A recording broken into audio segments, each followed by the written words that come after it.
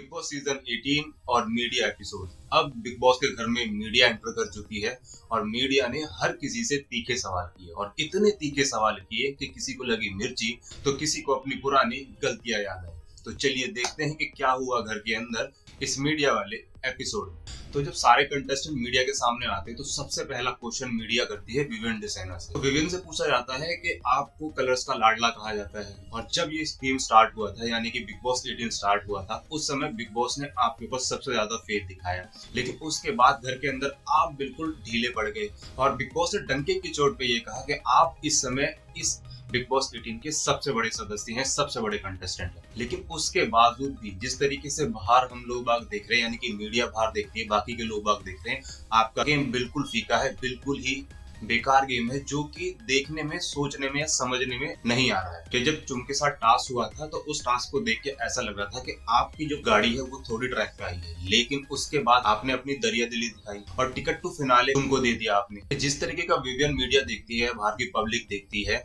उस तरीके का विवियन इस घर के अंदर बिल्कुल भी नहीं लग रहा है। बिल्कुल फीका विवियन लग रहा है। इस तरीके से लग रहा है कि ताकि विवियन डिसाइनर नाम का कोई इंसान घर के अंदर है ही। आपका ऐसा गेम देख के आपको कहीं से भी लगता है कि आप इस शो को, इस गेम को, बिग बॉस सीजन 18 को कहीं से भी जीत पाएंगे। उसके काउंटर में विवियन डिसाइनर अपना जवाब देते हैं मीडिया को कि एक्सपेक्टेशन वर्सेस रियलिटी, यानी कि जो एक्सपेक्टेशन बाहर की पब्लिक मुझसे रखती है और जो घर के अंदर लोग हैं यानी कि कंटेस्टेंट हैं वो मुझसे जो एक्सपेक्टेशन रखते हैं या मैं उनसे जो एक्सपेक्टेशन रखता हूँ वो कभी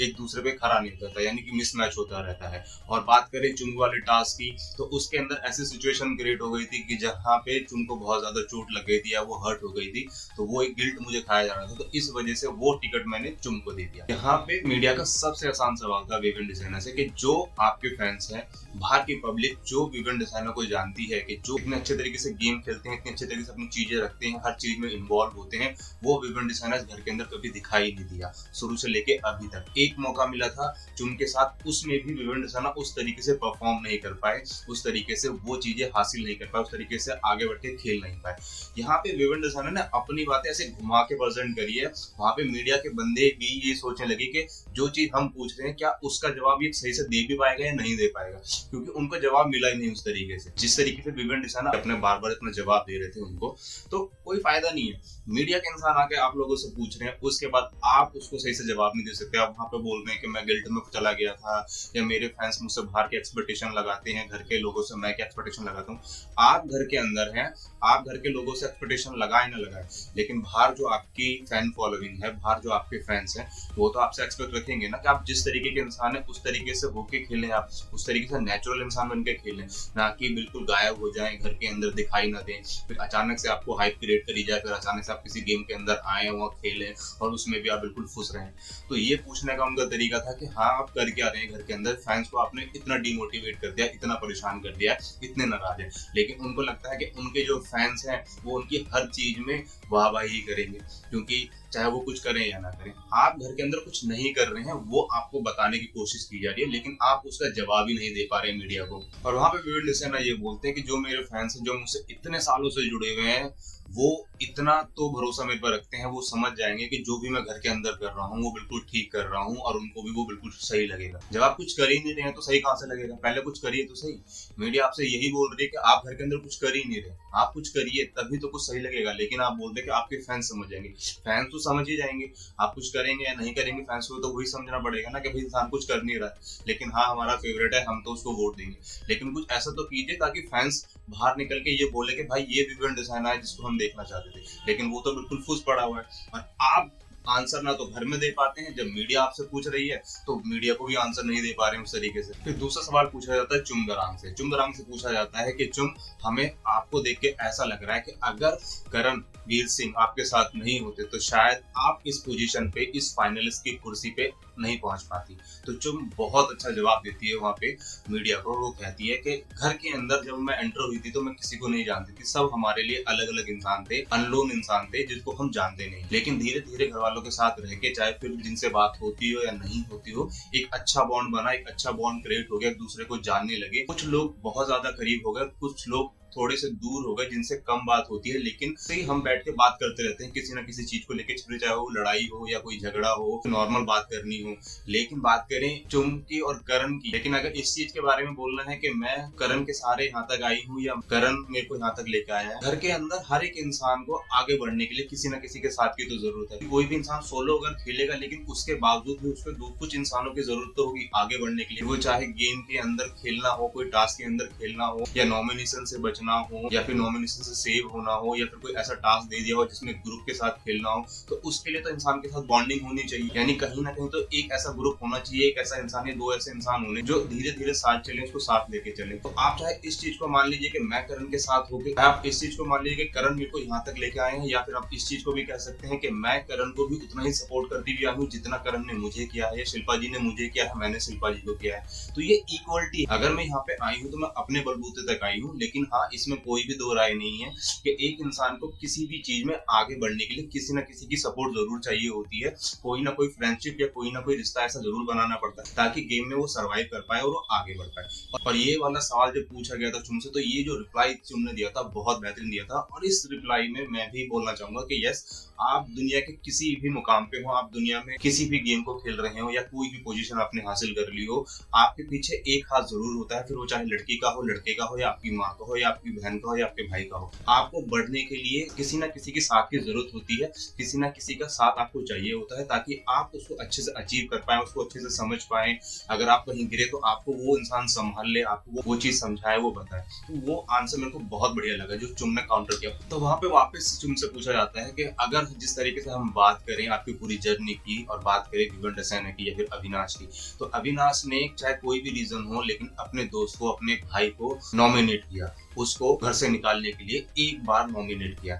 लेकिन जिस तरीके से हम आपको देखें शिल्पा जी या फिर करण के साथ, स्पेशली करण के साथ, तो आपने एक बार भी करण को नॉमिनेट नहीं किया घर से बाहर निकालने के लिए। तो वहां पे चुम बहुत बढ़िया सा आंसर देती है कि बिल्कुल मैंने उसको नॉमिनेट नहीं किया, और अगर मेरे को और भी टाइम मिलता तो मैं बिल्कुल भी नहीं करती, क्योंकि करण से मेरा उस तरीके का बॉन्ड है, उस तरीके का रिश्ता है। और मैं अपनी दोस्ती में कभी भी ये नहीं करूंगी कि जो मेरे साथ है, जो मेरे हर दुख तकलीफ में मेरे साथ है और मेरा बहुत अच्छा रिश्ता बन चुका है, उसको मैं घर से निकालने के बारे में सोचता। तो उसके बाद शिल्पा जी से पूछा जाता है कि जिस तरीके से हम आपको बाहर देख रहे हैं और जिस तरीके से घर के अंदर आपकी परफॉर्मेंस है, आपने 50 दिन करण को दे रखे हैं तो 50 दिन विविन को दे रखे हैं, और इसी के सहारे इसी चीज को लेके हर दिन 50 और 50 दिन के अकॉर्डिंग आप अभी तक घर के अंदर सर्वाइव करती आ रही है। लेकिन आपको अभी तक कोई भी हमें नेचुरल गेम उस तरीके से देखने के लिए नहीं मिला है, तो आप इस तरीके से कैसे सर्वाइव कर रहे हो? तो वहां पे शिल्पा जी काउंटर करते हुए बोलती हैं कि मेरे को कहीं से नहीं लगता कि मैंने 50 दिन या तो करण को दिए हैं या 50 दिन विविन को दिए हैं, वो मेरे लिए दोनों इक्वल है। लेकिन बात करें अगर मेरे गेम की, जिस तरीके से मैं खेल रही हूँ या जिस तरीके से मैं परफॉर्म कर रही हूँ, चाहे मैं धीरे धीरे चल रही हूँ या धीरे धीरे स्लो कर रही हूँ, लेकिन मैं अपना गेम खुद से खेल रही हूँ, मुझे किसी की भी जरूरत नहीं है इस घर के अंदर। लेकिन एक ग्रुप है, दोस्ती है, एक दूसरे ग्रुप है जहाँ पे बात होती है कि मैं उतना ज्यादा किसी से बहस नहीं कर पाती। लेकिन हाँ, अगर मैं बात करूँ तो मैं अपना घर के अंदर पूरा 100% देने की कोशिश करती हूँ, या फिर अपने ओपिनियन एक अच्छी तरीके से प्रेजेंट करनी हो तो मैं अपने अकॉर्डिंग पूरा गेम खेलती हूँ, ना कि विविन और करण के कंधों पे चढ़ के या उनको सपोर्ट बना के खेलती हूँ। देखो यार, इस बात की अगर मैं बोलूँ कि विवन डसाना और करण और शिल्पा जी के गेम प्ले की, तो शिल्पा जी का गेम प्ले है तो कमजोर, और थोड़ा ज्यादा ही कमजोर है, क्योंकि शिल्पा जी घर के अंदर इतना किसी चीज में इन्वॉल्व नहीं होती जिस तरीके से वो बोल रही हैं। हाँ, वो इन्वॉल्व होती है लेकिन इतना फ्रिक्वेंटली नहीं होती हैं जितना बाकी के लोग बाग घर के अंदर होते हैं। हाँ, शिल्पा जी को एक सहारा मिला हुआ है करण और विवियन का। वो कभी विवियन के पास बहुत ज्यादा क्लोजली होती है, उससे बैठ के बात कर रही होती है, अपनी चीजें शेयर कर रही होती हैं। लेकिन जब वो ही चीज उल्टी हो जाती है, विवियन उनको नापसंद करना स्टार्ट कर देता है, बात करने के लिए मना कर देता है, उससे दूर भागता है, तब शिल्पा जी को करण याद आता है। फिर वो करण के पास जाती है, उसके पास बैठती है, उससे बात करती है, सबसे ज्यादा टाइम फिर वो करण को देती है। उनका जो ज्यादातर गेम प्ले दिखाई देता है वो विवियन और करण के अराउंड ही दिखाई देता है, बाकी घर वालों के अराउंड नहीं दिखाई देता है। बात कर लो किसी गेम की, किसी टास्क की, या करण और विवियन की लड़ाई हो, तो इसी चीज में सिर्फ शिल्पा जी को अभी तक अगर देखा जाए फाइनल तक लेके आया गया है। उनका जो नेचुरल गेम है, जो एक इंसान अपना सोलो खेलता है या अपना एक इंसान दिखाता है, जैसे कि मान के चलें अविनाश हो गया, करण हो गया,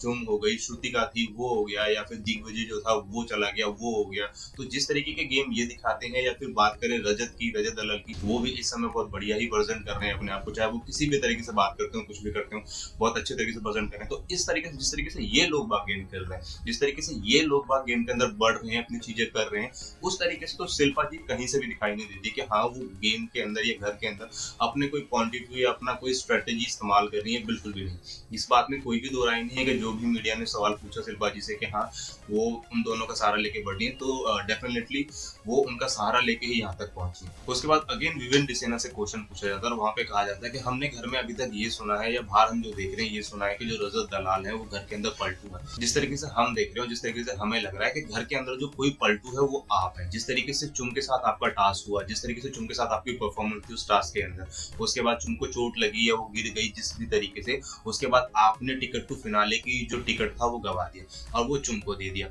उसके बाद जब वीकेंड के वार में आप लोगों को बहुत अच्छा दिखाया गया, आप लोगों के बारे में बहुत सारी चीजें बताई गई और करण और चुम के बारे में वो सारी चीजें दिखाई गई कि उन्होंने वो गेम खेला लेकिन आप उस गेम को नहीं खेल पाए। वीकेंड के वार के बाद आपने चुम को इस तरीके से किनारे कर दिया, ये सारी तेरी ही गलती थी, मैंने कोई भी गलती नहीं करी और तेरी वजह से मेरे को अपना फिनाले का टिकट गवाना पड़ा। जिस तरीके से तूने स्ट्रेटेजी अपनाई, जिस तरीके से तूने अपनी चीजें करी, यानी कि मीडिया का कहने का मतलब था कि जिस तरीके से पहले विवेन ने चुम को इतना अच्छा दिखाया और उसके बाद वीकेंड के वार के बाद इतना गंदा प्रेजेंट कर दिया, वहां पे विवेन डिसेना अपना जवाब देते हैं कि बिल्कुल जिस तरीके से आप बोल रहे हैं कि मैंने पहले चुम को सॉरी बोला, उसके बाद वीकेंड के वार पे मैंने उसको बिल्कुल स्पिन में फेंक दिया, तो बिल्कुल वो मैंने किया। लेकिन जिस तरीके से अगर मैं बात करूं टास्क की, तो जब टास्क हो रहा था उसमें जिस तरीके से परफॉर्मेंस हो रही थी और परफॉर्मेंस के बाद जिस तरीके से चुम हर्ट हुई थी, तो मेरे को ये लगा था कि मैंने अपनी तरफ से चुम को बहुत ज्यादा हर्ट कर दिया। इस वजह से मैंने टिकट टू फिनाले का जो टिकट था वो चुम को दे दिया, लेकिन चुम ने भी वो नहीं लिया। लेकिन मैंने चुम से बात करने की कोशिश करी, उसको कन्विंस करने की कोशिश करी कि एक बार मुझसे बात कर ले, क्या हुआ मैं तेरे को समझा देता हूँ, लेकिन चुम ने मुझसे बात करने के लिए मना कर दिया, बिल्कुल मुझसे बात नहीं करी।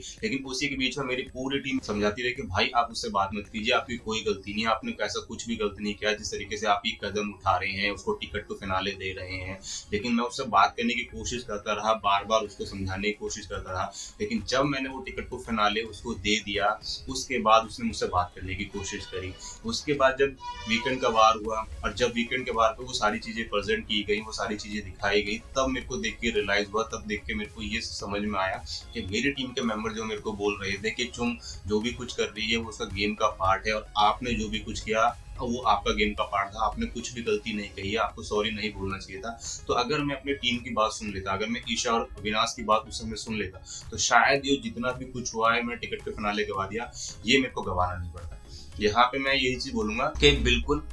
टिकट टू फिनाले इन्होंने गवा दिया, इन्होंने अपने टिकट टू फिनाले चुम को दी, जो भी गेम के अंदर हुआ या जो भी टास्क के अंदर हुआ। चुम एक बार भी जाके नहीं कही कि भैया वो मेरे को टिकट चाहिए। यहाँ तक कि दूसरे कंटेस्टेंट भी नहीं चाह रहे थे विवेन डिसेना के बारे में, ये जो वो करने वाले थे ये बिल्कुल नहीं चाह रही थी कि विवेन डिसेना जो टास्क का जो टिकट टू फिनाले वो खुद ना रख के चुम को दे दे। चुम ने सेल्फ रिस्पेक्ट लेते हुए वो टिकट टू फिनाले नहीं लिया। हाँ, करण ने बोला था कि आपको लेना चाहिए, अगर वो अपनी गलती मान रहा है और वो गलती मान के इतनी बड़ी चीज तुम्हें दे रहा है तो तुम्हें टिकट टू फिनाले लेना चाहिए। लेकिन वहां पे चुम दरांग बोलती है कि खुद की एक सेल्फ रिस्पेक्ट होती है, अगर मुझसे कभी कोई पूछेगा या मैं खुद अपने आप से पूछूंगी कि ये तूने किया क्या है, तो मैं अपने आप को भी शायद जवाब ना दे पाऊँ, तो इस वजह से किसी और की चीज मैं नहीं ले सकती हूँ। वो बिल्कुल बढ़िया था, वो बिल्कुल सही था। लेकिन अगर बात इसी चीज की है कि चुम को पहले इतना अच्छा दिखाया गया, वीकेंड के वार पे फिर इतना बेकार दिखा दिया गया, यानी कि विवेन डिसेना के अकॉर्डिंग चुम पहले इतनी बढ़िया थी कि उसको गिल्ट हो रहा था, फिर वीकेंड के बाद जब सलमान सर ने बताया तो अलग ही रिव्यू देखने के लिए मिला, एक अलग ही बात देखने को मिली। तो वो बात सिर्फ घुमाई गई थी, चुम दरांग की कहीं से भी गलती नहीं थी। आप अपनी तरफ से जाकर उससे बात कर रहे थे, आप अपनी तरफ से कोशिश कर रहे थे, आप नहीं करते, आप अपनी टीम की सुन लेते। और ना ही चुम ने इस तरीके से करा कि जब आपने उसको टिकट दे दिया तो वो आपसे आके बात करने लगी, नहीं, लोग बागों ने कन्विंस करा, करण ने कन्विंस करा, शिल्पा ने कन्विंस करा, तब जाके वो आपसे बात करने के लिए आई। लेकिन आप लोगों ने जब वीकेंड का वार देखा उसके बाद तो चुम को आपने इतना गिरा दिया, जितनी वो कितनी गंदी इंसान है वो हम लोगों ने बहुत अच्छी तरीके से देखी थी और आप लोगों को महान बना दिया गया था। उसके बाद वही न्यूज रिपोर्टर करण से एक सवाल पूछती है, करण ने विवेन डिसेना को सुपरमैन कहा था, तो क्या अब करण को विवेन डिसेना सुपरमैन लग रहे हैं? जिस तरीके से भी वो सारी चीजें हुई, जिस तरीके से वो सारी चीजें प्रेजेंट की, विवेन डिसेना सुपरमैन लग रहे हैं? करण वहां पे बोलते हैं कि बिल्कुल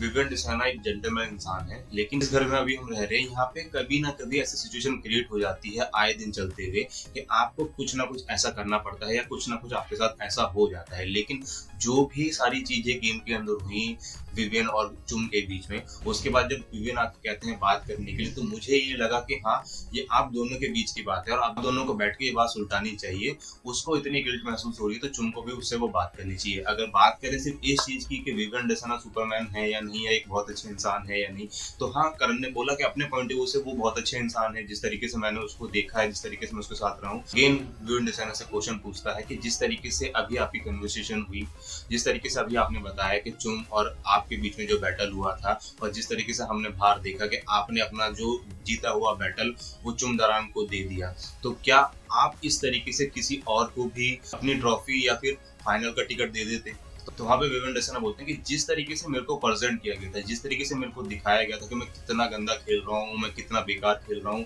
मैं चुम को हर्ट कर रहा हूँ, बाहर मेरी कोई रिस्पेक्ट नहीं होगी, बाहर मेरी कोई इज्जत नहीं करेगा, जिस तरीके से मैं उसके साथ खेल रहा हूँ, तो उस तरीके से मेरे को वो गिल्ट हो गया था, उस तरीके से मेरे को वो चीजें दिमाग में बैठ गई थी। तो इस वजह से मैंने वो ट्रिकट फिनाले का टिकट चुमदाराम को दे दिया। लेकिन बाद में जब वीकेंड का बार हुआ और मेरे को चीजें बताई गई और मेरे को वो चीजें समझाई गई और मैंने वो चीजें देखी और मैंने अपने दोस्तों की बातें ना सुन के वीकेंड के बार पे वो चीजें जब मेरे को बताई गई, तो मेरे को एक अलग सी फीलिंग आई, मेरे को एक अलग सा एनवायरनमेंट देखने को मिला कि हाँ, जो मैं कर रहा था या जो मेरे लिए किया जा रहा था दूसरी टीम की तरफ से, वो तो बिल्कुल ही गलत था, और जो मैं कर रहा था वो बिल्कुल ठीक था। और मेरी टीम के जो बंदे मेरे को समझाने की कोशिश कर रहे थे वो तो बिल्कुल सही था। यानी कि जितनी भी गलती थी वो सब मेरी थी और चुम ने वो पूरा से गेम प्ले करा। तो यहाँ पे वो अपनी चीज प्रेजेंट करने की कोशिश कर रहे हैं कि जो भी गेम के अंदर हुआ है, जो वो टिकट टू फिनाले दे रहे थे, वो एक सिर्फ सिंपैथी थी, वो एक कार्ड था खेलने का कि हाँ, मैं अपनी तरफ से दिखा रहा हूँ। वो उनकी तरफ से कोई अपोलोजाइज नहीं था, उनकी तरफ से कोई ऐसा हर्ट नहीं हुआ था, उनको नहीं लग रहा था कि हाँ, मेरे को करना चाहिए। बस उनको एक वो गिल्ट था कि उन्होंने वो देख लिया कि उसको चोट लगी है चुमदराम को, तो इस वजह से वो देने की कोशिश कर रहे थे। लेकिन जब उनको वीकेंड के बाद पे इतना महान बना दिया गया, तब उनको लगा कि यार, मैं तो अपने दोस्तों की बात सुननी चाहिए थी, मुझे तो अपने दोस्तों के बारे में इतना गलत नहीं सोचना चाहिए था, मैं तो उनके साथ रहता, उनके साथ बैठ के बात करता, तो आई थिंक शायद मैं ये टिकट टू फिनाले उनको देता ही नहीं, चुमदराम को पास ही नहीं करता। तो ये समझ में आता है कि हाँ, एक इंसान कभी इस तरफ लुढ़क जाता है, कभी इस तरफ लुढ़क जाता है, मतलब कुछ होता नहीं उसका। उसको भी पता है कि उस गेम के अंदर गलती किसकी थी और किस तरीके से पीछे से पोक किया जा रहा था। लेकिन अब महान बन के तो दिखा नहीं है, क्योंकि बिग बॉस ने वीकेंड के बाद पे वो प्रूव करके दिखा दिया, करण और चुम को इतना डिमीन करके दिखा दिया, इन लोगों को महान बना दिया, पूजा करने वाले लोग बाग बना दिए, और करण और चुम को और उनकी टीम को बिल्कुल ही बेकार बना दिया कि कितने बेकार लोग हैं जो नैरेटिव सेट करते हैं। वहाँ पे बोलते हैं कि अगर ट्रॉफी मेरे नसीब में लिखी होगी तो बिल्कुल मेरे हाथ में आएगी, अगर मेरे नसीब में नहीं लिखी होगी तो मैं चाहे कुछ भी कर लूँ, घर के अंदर दिखूँ या ना दिखूँ, ट्रॉफी मेरी कभी होगी नहीं। ट्रॉफी तो आप ही की होगी, ये तो आप लिखवा के लेकर आए कॉन्ट्रैक्ट पे। और जब बिग बॉस ने आपको घर के अंदर बुलाया था, तो वहाँ पे भी आपने बोला था कि मेरे को ट्रॉफी चाहिए, मेरा नाम कर दीजिए, वो भी हमने देखा, ट्रॉफी तो आपको मिलेगी। लेकिन बात करें गेम प्ले की, तो गेम प्ले आपका कोई है नहीं, पूरे घर पे कोई ऑन कर रहा है, कोई घर को चला रहा है, तो वो सिर्फ करणवीर मेहरा है। सुबह उठने से लेकर रात में सोने तक, सुबह डांस से लेकर रात में सोने तक, सिर्फ करणवीर मेहरा ही दिखाई देता है, और बाकी भी कंटेस्टेंट दिखाई देते हैं, लेकिन वो करण के इर्द गिर्द दिखाई देते हैं। लेकिन बात करें आपकी, तो आप घर के अंदर कहीं से भी नहीं है। लेकिन मैं आपको अभी से ही कांग्रेच करता हूँ कि हाँ, ट्रॉफी तो आप ही को मिलेगी, चाहे कुछ भी हो जाए। उसके बाद जो नेक्स्ट क्वेश्चन किया जाता है वो शिल्पा जी से किया जाता है। शिल्पा जी से पूछा जाता है कि आपकी कोई सेल्फ रिस्पेक्ट है घर के अंदर या नहीं है। विवियन डिसाना आपको कोनी तक बोल चुके हैं कि मुझे आपसे बात नहीं करनी है और प्लीज मेरा पीछे छोड़ दीजिए, मेरे पीछे मत आइए, मुझसे बात मत किया कीजिए। यहाँ तक कि करण भी आपको इस चीज के बारे में कई बार बताते रहे हैं, आपको समझाते रहे हैं, लेकिन उसके बावजूद भी आप बार बार उनके पास जाती हैं, उनको सॉरी बोलती हैं, उनसे बात करने की कोशिश करती हैं। फिर एक तरफ आप ये बोलते हैं कि आज के बाद मुझसे बात नहीं करूंगी, लेकिन फिर 2 दिन के बाद, 24 घंटे के बाद आप फिर उसके पास जाके बात कर रही है, आपको कई बार सॉरी बोल रही है, और इस चीज को लेकर करण और आपके बीच में लड़ाई भी हो चुकी है। तो वहां पर शिल्पा जी बोलती हैं कि सॉरी बोलने से चीजें सही हो जाती हैं और कोई सॉरी बोलने से छोटा नहीं हो जाता है। तो बिल्कुल मैं जाके किसी से सॉरी बोल सकती हूँ और मैं उसको समझा सकती हूँ अपनी चीजें। तो वहां पे मीडिया रिपोर्टर बोलती है कि मैम, आप एक गेम के अंदर हैं, वो भी बिग बॉस के गेम के अंदर। आप किसी सत्संग के अंदर नहीं बैठी जहाँ पे आपकी प्रूफ करने की कोशिश कर रही है कि आप कितनी अच्छी इंसान है। आप एक गेम के अंदर है और आप गेम खेलिए, और ये बात बिल्कुल भी ठीक है। इस चीज को लेकर करण ने कई बार बोला है, कई बार करण ने बताया है शिल्पा को, यहाँ तक कि करण की और शिल्पा की नोक झोंक हुई है। लेकिन उसके बावजूद भी शिल्पा जी का जो रुख है वो ज्यादातर विवेन के पास रहता है कि नहीं, मैं उससे बात करूंगी, उससे जाके मैं कहूंगी या उससे जाके मैं सॉरी बोलूंगी या उससे मैं माफी मांग लूंगी, वो मुझसे बात क्यों नहीं कर रहा है। तो ये रियलिटी है कि शिल्पा जी एक तरफ रुझान थोड़ा अपना ज्यादा रखती है, कभी वो करण की तरफ तो कभी वो विवन की तरफ, और समझाने के बावजूद भी वो कभी अपनी तरफ से नहीं वो चीजें समझती हैं। अगर कोई इसको समझा रहा है तो वो चीज नहीं मानती है, वो अपना अकॉर्डिंग ही चलती है, क्योंकि गेम के अंदर वो सीरियसली है नहीं। वो अगर गेम के अंदर है तो वो सिर्फ करण और विवियन की वजह से, अगर वो शायद नहीं होते इस गेम के अंदर तो हो सकता था कि शिल्पा जी अभी तक गेम के अंदर नहीं होती और बहुत पहले ही आउट हो चुकी। यहाँ पे शिल्पा जी अपनी ही बातें कुछ कर रही हैं जो किसी को भी नहीं पता है, थिंक उनको भी पता है या नहीं पता है, बस उनको कुछ ना कुछ बोलना था मीडिया के सामने तो उन्होंने वो प्रेजेंट कर दिया। बाकी उनके अकॉर्डिंग ऐसी कोई चीजें हैं, वो सिर्फ गेम में चल रही है जैसे ट्रेन के इंजन के पीछे बाकी सारे डिब्बे होते हैं और वो इंजन चल रहा होता है और डब्बे पीछे उसके खींच रहे होते हैं। तो बस वैसे ही शिल्पा जी हैं कि विवियन और करण चल रहे हैं और पीछे एक डब्बा है शिल्पा जी के नाम का और वो चले जा रहा है बस। और इसके अलावा शिल्पा जी का कोई मुद्दा या कोई गेम प्ले नहीं है घर के अंदर। उसके बाद मीडिया की तरफ से क्वेश्चन किया जाता है ईशा से, और ईशा को कहा जाता है कि चलिए अब आपसे बात कर लेते हैं। ईशा सिंह को कहा जाता है स्पॉइल्ड चाइल्ड, क्यूट बबली, घर की सबसे प्यारी, उदकने वाली, कभी इस ग्रुप में कभी उस ग्रुप में, कभी यहाँ जाके बात कर रही है तो कभी उससे बात कर रही है, और लोगों के बारे में एक नैरेटिव सेट करने वाली, पीछे बैठ के चुगली करने वाली, दूसरों के बारे में छोटी छोटी बातें उखेड़ने वाली, दूसरों के बारे में पीछे बैठ के चुगली करनी, उनको पोक करना, उनको डिमीन करना। कि आपने हमेशा ये कहा है कि करण घर के अंदर सबके लिए नैरेटिव सेट करते हैं, लेकिन जिस तरीके से हम देख रहे हैं, जिस तरीके से हमें दिखाई दे रहा है कि आप तो घर के अंदर बैठ के हर किसी के बारे में चुगली करती हैं, और सबसे ज्यादा घर के अंदर कोई नैरेटिव सेट कर रहा है तो वो आप करती हैं। इस घर के अंदर ऐसा कोई भी इंसान नहीं बचा है जो अभी घर के अंदर प्रेजेंट है, जितने भी घर के अंदर प्रेजेंट थे जो चले गए हैं उनके बारे में आपने पीछे बैठ के या तो नैरेटिव सेट ना किया हो, या उनकी चुगली ना करी हो, या उनके बारे में बात ना करी हो, या उनकी पोकिंग ना करी हो। तो वहाँ पे ईशा बोलती है कि करण के बारे में कि करण 2 बार डिवोर्स हो चुका है करण का, और तभी वो अंदर से इतना मरा हुआ इंसान है, इतना बेकार इंसान है। तो वहाँ पे ईशा बोलती है कि नहीं, मैंने इस तरीके से करण के बारे में कभी बात नहीं बोली। तो वहाँ पे मीडिया के बंदे बोलते हैं कि नहीं, आपने ये बात बोली है, ऑन रिकॉर्डेड है, तभी हम आपसे वो क्वेश्चन पूछ रहे हैं। उसी बात के आपने करण के लिए ये कहा था कि करण आपके साथ चीप हरकतें करते हैं, चीप बातें करते हैं। अगर बात करें उस वाली चीज की कि जहाँ पे कास्ट चल रहा था, जहाँ पे करण आपको बोल रहा था तुम मेरे पास आओगे तो मैं चीप हो जाऊंगी, लेकिन जब आप अविनाश के पास गई, विवन के पास गई, तो वहां पे जाके आप उनको ये बोल रहे हैं कि करण मेरे को ये बोल रहा है कि अगर तू मेरे पास आएगी तो मैं चीप हो जाऊंगा तेरे साथ, मैं इस तरीके से हरकत करने लगूंगा। तो वहां पे ईशा से वही क्वेश्चन किए गए जो ईशा बहुत पहले चीजें कर चुकी हैं और अभी भी करती भी आ रही है, लेकिन जब ईशा पे वो चीजें भारी पड़ गई तो ईशा वहां पे ढंग से कोई जवाब नहीं दे पाई। वहां पे अपने तरीके से कोई जो आंसर होना चाहिए वो प्रेजेंट नहीं कर पाई। वहां पे दिखाई दिया कि हाँ, ईशा की जितनी भी गलतियां थी, जितनी भी चीजें बिग बॉस मेकर छुपाते हुए आए अभी तक, मीडिया आके घर के अंदर उनको कुरेद के ईशा से पूछ रही है, वो ईशा बिल्कुल ब्लैंक हो चुकी थी, ईशा के पास कोई जवाब थे ही नहीं। और इस तरीके से ये लोग बात करण के बारे में बातें करते हैं, और बिग बॉस और मेकर्स करण के बारे में अलग तरीके से नैरेटिव सेट करते हैं, और वो लोग बाग ईशा, ये सारे लोग करण के बारे में इस तरीके से गंदी गंदी बात करते हैं। इसी चीजों के बारे में करण से पूछा गया कि आप करण क्या कहना चाहेंगे ईशा को, तो करण बोलते हैं कि नहीं, अगर वो अपनी गलती मान रही है, उसको लग रहा है कि उसने वो चीजें गलत करी है और वो सॉरी बोल दी है, तो मेरे दिल में उसके लिए ऐसी कोई भी दिक्कत परेशानी नहीं है। अगर उसके दिल में है सॉरी तो मैं उसको कब का माफ कर चुका हूँ। तो यहाँ पे भी वो इंसान इतनी कोई चीजें नहीं ले रहा है अपने को, यहाँ पे इतनी सारी चीजें उसके बारे में बोली जा रही है, उसके बावजूद भी मेकर्स या बिग बॉस उसको एक अलग तरीके का इंसान प्रेजेंट करके दिखाते हैं कि घर के अंदर नैरेटिव सेट करता है, तो बुरा इंसान तो कोई है ही नहीं। वहीं पे ईशा से एक और सवाल पूछा जाता है कि आपकी जो सोच है वो बहुत ही पैट्रियोटिक सोच है, बहुत ही गंदी सोच है, बहुत ही नीचे वाली सोच है कि आप किसी इंसान के बारे में इतनी गंदी बातें करती हैं घर के अंदर, लेकिन आपको बिग बॉस या बिग बॉस के जितने भी लोग आगे वो बहुत अच्छे बन के दिखाते हैं और आपकी पर्सनैलिटी इतनी अच्छी बन के दिखाई जाती है। आप जिनको बोल रही हैं कि वो पीरियड्स के अंदर है, लेकिन तो क्या दिक्कत हो गई, वो टास्क परफॉर्म क्यों नहीं कर रही, वो किस तरीके से नहीं भाग रही है, हम भी पीरियड्स के अंदर होते हैं, तो हम भी खेलते हैं, हम भी अपना काम पूरा करते हैं, लेकिन उसको इतनी ज्यादा दिक्कत हो रही है, इतनी ज्यादा वो ड्रामा करने की कोशिश कर रही है। तो वहाँ पे क्या कहती है कि नहीं, मैं किसी को डिमीन करने की कोशिश नहीं करती, और एज ए गर्ल जब पीरियड्स होते हैं तो कितना पेन झेलना पड़ता है, कितनी सारी चीजें होती है। सिर्फ मैं विवियन को वो चीजें बता रही थी कि पीरियड्स के अंदर हमने भी बहुत सारे टास्क किए हैं, पीरियड्स के अंदर हमने भी बहुत सारे वर्क किए हैं, लेकिन अगर ये नहीं कर पा रही है तो ऐसा क्यों है। तो वहाँ पे साफ दिखाई देता है कि कोई इंसान एक चीज को इतना बड़ा मुद्दा बना सकता है, वो भी पीरियड्स को लेकर, खासकर लड़की। अगर किसी इंसान की क्षमता अलग तरीके से, सोच अलग तरीके से कि हाँ भाई वो उस पीरियड्स के में जो हो रहा है लड़की को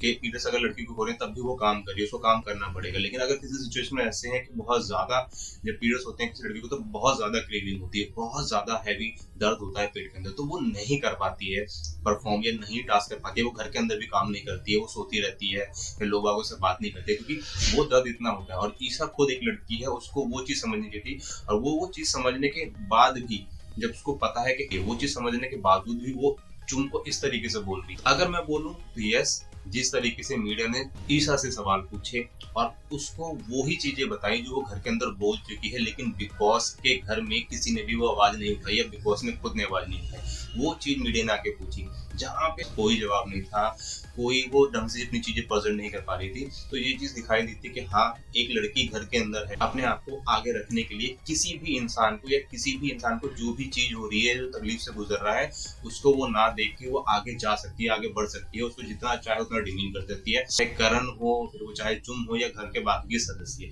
उसको कोई फर्क नहीं पड़ता किसी चीज से कि वो लड़की है या फिर करण का डिवोर्स हो चुका है या नहीं हो चुका है, वो किस चीज से सफर कर रहे हैं, किस चीज से नहीं, उसको कोई फर्क नहीं पड़ता। उसको सिर्फ आगे बढ़ने से मतलब है। और वही चीज मीडिया ने प्रेजेंट करके दिखाई ईशा के सामने, जहाँ पे ईशा के पास कोई जवाब ही नहीं था, किसी भी तरीके का कोई जवाब नहीं था कि वो क्या बोले और इन चीजों को किस तरीके से डिफेंड करे। अगेन विवेन डिसन ऐसा सवाल किया जाता है कि कहा जाता है कि भाई जिस तरीके से आप घर के अंदर खेल रहे हैं, जिस तरीके से आप अपनी परफॉर्मेंस दिखाए, विवेन डिसन बोलते हैं कि मैं घर का लाडला हूँ या नहीं, लेकिन आप अपनी बात बताइए कि क्या मैं आपका लाडला हूँ या नहीं। तो वहां पे जो मीडिया के बंदे हैं वो बोलते हैं कि बिल्कुल भी नहीं। जिस तरीके से आपका गेम प्ले है, जिस तरीके से आप अपने आप को प्रेजेंट कर रहे हैं, उस तरीके से तो आप लाडले कहीं से भी दिखाई नहीं दे रहे। विवेन बोलते हैं कि ठीक है, अगर आपको लगता है कि मैं आपका लाडला नहीं हूँ तो हम ऐसी कोशिश करेंगे या फिर ऐसा कुछ करेंगे कि आपके भी लाडले बन जाए। तो वहाँ पे मीडिया का बंदा बोलता है कि आप एक्सपेक्टेशन की बात करते हो, आप दिल से खेलने की बात करते हो, लेकिन दर्शकों का ऐसा मानना है कि आप अपनी बात सही से रख नहीं पाते हो, कन्फ्रंट नहीं कर पाते हो, समझा नहीं पाते। अविनाश ने आपको नॉमिनेट किया, तब आपने इनसे बात नहीं करी,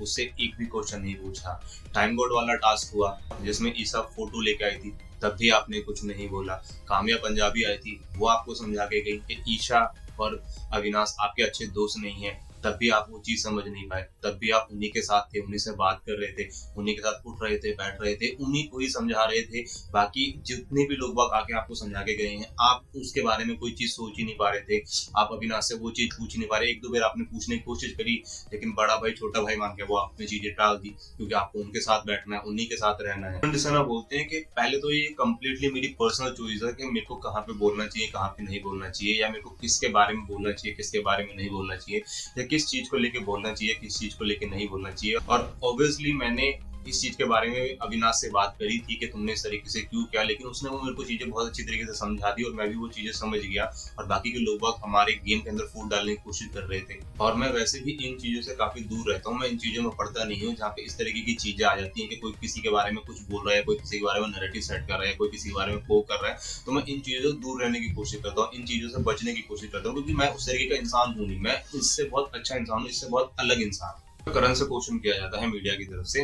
कि आप जिस तरीके से अपने आप को प्रेजेंट करते हैं और जिस तरीके से आपने गेम चुम के लिए खेला, वो अंडे जीते चुम के लिए, और फिर आप अपने आप को दिखाते हैं कि आपके जो रिश्ते हैं कितने अच्छे हैं, आप घर के अंदर कितने अच्छे तरीके से दूसरे लोगों के पास रहते हैं और किस तरीके से उन लोगों के साथ उठते हैं, बैठते हैं, या किस तरीके से आपका जो बिहेवियर है लोगों के साथ वो प्रेजेंट करते हैं। फिर आप अपनी तरफ से ये दिखाने की कोशिश करते हैं कि आप चुम के लिए खेल रहे हैं और आपको इतना कॉन्फिडेंस है कि आप तो फाइनल में है ही हैं, लेकिन चुम भी फाइनल में है। फिर आप विवेन को सुपरमैन बोलते हैं, दलाल को भी कुछ ना कुछ बोलते हैं। ये चीज हर किसी को बोलते हुए दिखाई देते हैं, सलमान सर को भी दिखाई देते हैं कि मैं इतना कॉन्फिडेंस हूँ कि मैं तो फाइनल में हूँ और तुम भी फाइनल में है। तो ये आपका कॉन्फिडेंस है या ओवर कॉन्फिडेंस आप लेके बैठे हुए हैं कि हाँ आप ये ट्रॉफी जीत चुके हैं, आप वहां तक पहुंच चुके हैं। और उस अंडे वाले टास्क में आप अविनाश को बोल रहे होते हैं कि मैं किसी और के लिए खेल रहा हूँ, नहीं खेल रहा हूँ, लेकिन तू अपने लिए खेल रहा है, तो किसी और के लिए क्यों नहीं खेल रहा। फिर जब अविनाश तुमसे पूछते हैं कि तुम चुम के लिए खेल रहे हो तो तुम स्टेज पे जाके किस तरीके से अपने आप को प्रूव करोगे, तो वहाँ पे करण बोलते हैं कि जब मैं स्टेज पे जाऊंगा तो वहाँ पे मैं तेरे को बताऊंगा कि मैं किस तरीके से ठीक था। वहाँ पे सबसे पहले करण जवाब देते हैं कि अगर बात करें अंडे वाले टास्क की तो बिल्कुल ठीक है कि मैं चुम के लिए खेल रहा था और मेरे को अभी भी लगता है कि मैं फाइनल में हूँ और चुम भी मेरे साथ फाइनल में है, और मेरी चीजें या मेरी पीओवी कभी भी शब्द के अकॉर्डिंग या किसी दूसरे इंसान के अकॉर्डिंग चेंज नहीं होती। जो स्टेटमेंट मैंने पहले दी है, मेरी स्टेटमेंट हमेशा वो ही रहती है। वहां पे मैं चुन के लिए खेला और उसको मैं आगे लेके गया, बेशक शायद उसको वो चीजें मिल पाई या नहीं मिल पाई, लेकिन अगर बात करूं कि मैंने ये बोला अविनाश को कि मैं स्टेज पे बताऊंगा, मैं और विवेन दौड़ रहे थे, वहां पे पीछे अविनाश भी दौड़ रहा था। जहां पे अविनाश ने मेरे को पकड़ा और पीछे खींचने की कोशिश करी, तो वहां पे वो अगर मेरे को पीछे खींचने की कोशिश कर रहा है और विवेन को आगे बढ़ाने की कोशिश कर रहा है, तो फिर किस तरीके से वो इस गेम के अंदर आगे बढ़ने वाला है और किस तरीके से उस गेम को जीतने वाला है। तो मेरा कहने का मतलब ये था कि जब मैं स्टेज पे जाऊंगा तो मैं ये चीज तेरे को बताऊंगा कि भाई जब तू मेरे को ही खींच रहा है और तेरे को आगे बढ़ना है गेम के अंदर, सबसे आगे जाना है, लेकिन सबसे आगे तो विवेन चला गया, तो मेरे को खींच रहा है, तो फिर तू गेम के अंदर आगे कैसे बढ़ेगा, सबसे आगे कैसे होगा। कि ये मेरे कहने का मतलब था कि जब मैं स्टेज पे जाऊंगा तब मैं तेरे को ये चीज बताऊंगा कि हाँ मैं दूसरे इंसान के लिए क्यों खेल रहा था और तू अपने लिए जो खेल रहा था या किसी और के लिए खेल रहा था तो वो क्यों था। और ये जाहिर सी भी बात है, अगर उस टास्क के अंदर करण अपने लिए अंडे मांगते, आई थिंक शायद रजत दलाल उसको एक भी अंडा नहीं देता। वो एक अलग चीज हो कि उस समय उसका जो बिहेवियर था या थोड़ा नेचर ठीक हो चुका है, वो उस तरीके से नहीं सोचा। लेकिन अगर बात करें ईशा की या ईशा की टीम की, तो ईशा के लिए रजत दलाल बिल्कुल फेवर करता है। और वहां पे हो सकता था कि शायद ईशा को जिताने के लिए अगर अविनाश एक बार भी बोल देता कि जब मैं दूसरा राउंड खेलूंगा तो वहां पे मैं ईशा के लिए अंडे लूंगा, तो हो सकता था कि रजत करण को एक भी अंडा ना देता और वो मना कर देता। इस वजह से करण ने चुम के लिए खेला और वो बिल्कुल सच बात है और ये हो सकता था। फिर करण से कहा जाता है कि अगर आप पिन डाउन की बात करें तो जब आप सारा को पिन डाउन करते हैं तब उस चीज की बात नहीं आती, जब कशिश की मदर को बोलते हैं या कशिश को बोलते हैं तब उस चीज की बात नहीं आती है। अगर चुम की जब विवेन का और चुम के साथ टास्क हो रहा था तो वहां पे आप विवेन को बोलते हैं कि वो लड़की है, किस तरीके से गेम खेल रहा है, किस तरीके से परफॉर्म कर रहा है, तब वो लड़की वाला आपको कार्ड नहीं दिखाई देता। लेकिन बात करें किसी दूसरे इंसान की या फिर चुम की, तब वहां पे लड़की वाला कार्ड आ जाता, तब आप उसको डिफेंड करने लग जाते हो। तो करण का जवाब बहुत अच्छा लगा कि मैं फौजी आदमी हूँ और मेरा जो हाथ उठता है वो दूसरे लोगों को बचाने के लिए उठता है, ना कि दूसरे लोगों को चोट पहुंचाने के लिए या हर्ट करने के लिए। अगर मैं उस टास्क के अंदर होता या मैं किसी और दूसरे इंसान के लिए टास्क खेल रहा होता तो मैं वहां पे सबसे मेरी पहली प्रायोरिटी यही होती कि मेरे किसी भी एक्शन से या किसी भी रिएक्शन से सामने वाला जो इंसान खड़ा है उसको चोट ना लगे। लेकिन अगर बाई मिस्टेक किसी तरीके से लग जाती है तो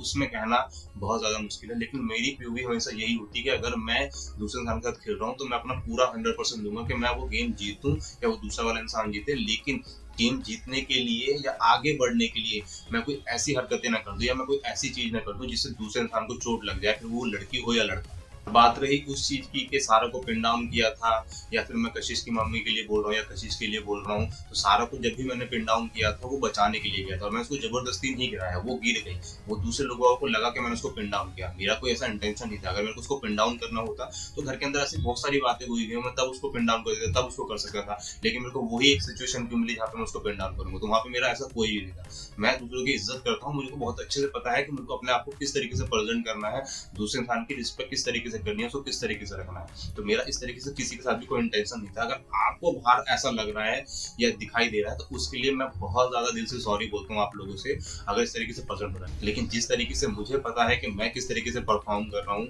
तो उस तरीके से कहीं से भी मैं इस तरीके से कोई बिहेवियर नहीं कर रहा हूँ। अगर मेरे को करना होता तो मैं बहुत पहले से ये चीजें कर चुका होता। फिर वहाँ पे क्वेश्चन पूछ रहा था रजत से, वहाँ पे न्यूज जर्नलिस्ट क्वेश्चन पूछते हैं रजत से कि जिस तरीके से हम बाहर से देख रहे हैं या जिस तरीके से वीकेंड के बाहर पे या ज्यादातर आप घर में ये बोलते हुए दिखाई देते हैं कि मैं लड़कियों के लिए खड़ा रहता हूँ, मैं लड़कियों को सेव करता हूँ। लेकिन अगर बात सिर्फ सेव करने की आई है तो जब आप सारा के साथ और ईशा के साथ खड़े रहते हैं तो आप डंके की चोट पे क्यों नहीं बोलते हैं कि हाँ भाई मैं सिर्फ इन्हीं के लिए हूँ, बाकी लोगों के लिए दिखाते रहते हैं कि नहीं भाई मेरी जो इक्वलिटी है वो सभी के लिए। अगर आपकी इक्वलिटी सभी के लिए है कि शिल्पा जी आप इतने गंदी तरीके से बात करते हैं, किस तरीके से शिल्पा जी को बोलते हैं कि तुम्हारा दिमाग घुटने में है, चल तू जा, उनके पास पैर रख के बात करते हैं या उनको बार बार उकसाने की कोशिश करते हैं या बहुत गंदी तरीके से बिहेव करते हैं, तब वो सारी चीजें नहीं आती, तब वो लड़की लड़की नहीं है, तब वो औरत औरत नहीं है। तो वहाँ पर रजत दलाल बोलते हैं कि नहीं मैं इज्जत सबकी करता हूँ, लेकिन मैं कोई बच्चा तो हूँ नहीं या मैं कोई बालक बुद्धि तो हूँ नहीं कि दूसरा इंसान मेरे को डिमीन करता रहेगा, मेरे को गलत बोलता रहेगा और मैं सुनता रहूंगा। मैं भी जवाब दूंगा, जिस तरीके से वो मेरे को जवाब देंगे मैं भी जवाब दूंगा।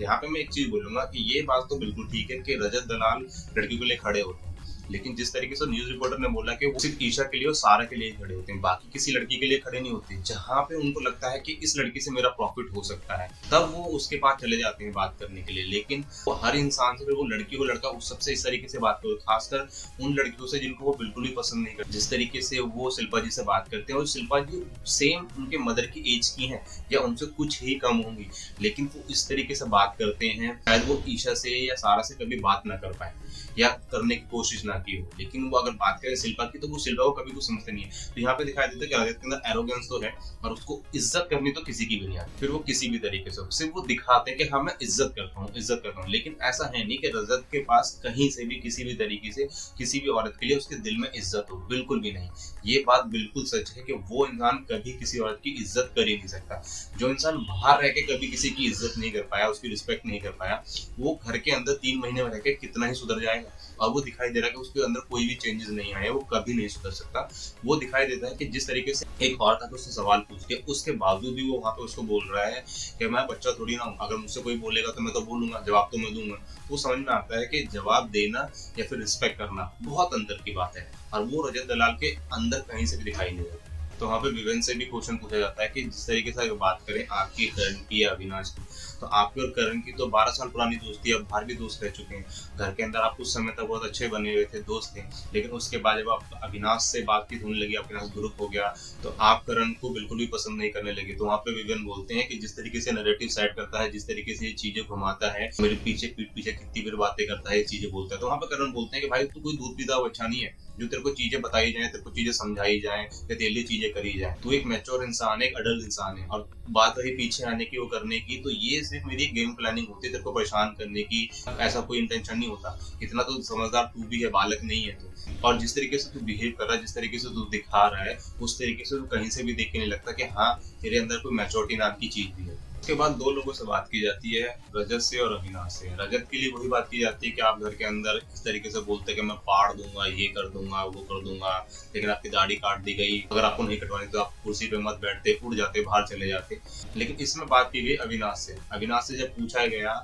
कि आप करण के बारे में बोलते हैं कि वो नैरेटिव सेट करते हैं विवेन के बारे में, लेकिन जब आप और करण घोड़े पे बैठते हैं और वहां बैठ के आप दोनों में बात हो रही होती है विवेन सेना की या दूसरे घर वालों की, तब आप नैरेटिव सेट नहीं कर रहे हो। अविनाश बोलते हैं कि बिल्कुल हम दोनों बैठ के बात करते हैं, लेकिन हम जब भी बैठ के बात करते हैं एक दूसरे के साथ ब्रेन बैटल किए हैं, लेकिन एक दूसरे की टीम के लिए कभी वो नहीं करा कि अगर वो मेरी टीम के लिए कुछ बोल रहा है तो वो मैंने सुन लिया, मैंने वो काउंटर करा है। और करण ने भी वो चीज करी है, और जो चीज मैंने बात करी है वो जाके मैंने अपनी टीम को बताई है। तो यहाँ पे मैं आपको एक चीज बताऊं, जितनी बार भी करण की और अविनाश की बात, अविनाश ने आज तक एक भी चीज सच विवियन को बताई है कि उसने क्या बात करी है, क्या नहीं करी है। उसने हमेशा चीजें झूठी बोली हैं, आधी चीजें छुपाई हैं, और ये चीजें टीवी पे बहुत अच्छे से पता है, वो भी बहुत अच्छे जानता है। अविनाश का सिंपल सीधा सा कहना था कि मैं अगर घर के अंदर हूँ और अगर मैं खेल रहा हूँ तो मैं नंबर 1 की पोजीशन के लिए खेल रहा हूँ, और के लिए नहीं खेल रहा हूँ। फिर वो चाहे करण हो या विवियन हो, जब भी उन दोनों की बात होती है तो उन दोनों को ही प्रेजेंट किया जाता है। मैं उन दोनों से आगे रहना चाहता हूँ। तो वो साफ दिखाई देता है कि अविनाश के दिमाग में आखिरकार चल क्या है। तो फाइनल बात करें अगर मीडिया वाले एपिसोड की, अभी आधी ही चीज दिखाई गई है, आधी चीज कल वाले एपिसोड में दिखाई जाएंगी कि और क्या क्या चीज मीडिया बोलने वाली है दूसरे लोग बागों के बारे में, जो बाकी घर में बचे हुए हैं, या फिर सेम चीजें उन्हीं के लिए रिपीट करने वाली है जो कि इस वाले एपिसोड में था। और इस वाले एपिसोड के अंदर फिलहाल यही दिखाया गया कि ईशा, विवियन, अविनाश, रजत, इन लोगों के बारे में काफी बातें की गई है। यहाँ तक कि शिल्पा जी के बारे में, इनके बारे में चीजें बताई गई हैं जो उन्होंने चीजें पहले से कर रखी हैं, इसमें चाहे करण के लिए हो, शिल्पा के लिए हो, उनके बारे में गंदी चीजें बोलना हो, उनको डिमीन करना हो, उनको परेशान करना हो, या लोगों के सामने उनकी जो छवि है वो गलत तरीके से प्रेजेंट करनी हो। और ये चीजें तो बिग बॉस ने भी करी हैं, उन्हीं का साथ दिया है, करण का तो कभी साथ दिया नहीं है। तो ये सारी चीजें मीडिया ने आके प्रेजेंट की है। और उस एपिसोड के बाद एक क्लिप दिखाई जाती है जब वो घर के अंदर जाते हैं, उनकी जो चेहरे की हवाइयां हैं वो उड़ी पड़ी है। वही चीजें पूछी गई जो टीवी में प्रेजेंट की गई हैं, जो टीवी पे हुई है, जो इन लोगों ने एक्चुअली बोली है इन लोगों के लिए। बाकी नेक्स्ट एपिसोड में देखेंगे कि शायद हो सकता है कि नेक्स्ट एपिसोड में करण या शिल्पा, चुन, इनके लिए कुछ ज्यादा बोला जाए। तो कल वाले एपिसोड का वेट करेंगे। और बाकी का इस रिव्यू के लिए अगर आपको कुछ भी लगा हो, जैसे भी आपके कमेंट हो, कमेंट बॉक्स में मेरे को करके बताइएगा कि आपको क्या लगता है, क्या नहीं लगता है, कि कौन गलत था, कौन सही था, या मीडिया ने जो भी चीजें पूछी वो किस तरीके से बढ़िया लगी आपको, या जिस तरीके से मीडिया ने पूछा वो कितने मजेदार था। अपने कमेंट्स आप कमेंट बॉक्स में मेरे को लिख के बता सकते हैं, और इसी तरीके से अपना प्यार बनाते रहिए और देखते रहिए वाईटी थिंग्स।